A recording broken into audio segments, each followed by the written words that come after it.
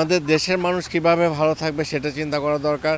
ভিন্ন মতামত থাকতেই পারে, কিন্তু দেশের জন্য যেই জিনিসগুলো একদম ম্যান্ডেটরি, যেই জিনিসগুলো না করলেই নয়, সেই বিষয়গুলো কিন্তু আমাদের একমত থাকতে হবে। ব্যক্তিগত চিন্তা বাদ দিয়ে, দলের চিন্তা বাদ দিয়ে মানুষ কী চায়, মানুষ সেন্টিমেন্ট অনেক বড় একটা ঝামেলার পরে কিন্তু দেশ আজকে একটা সুন্দর পর্যায়ে আসছে।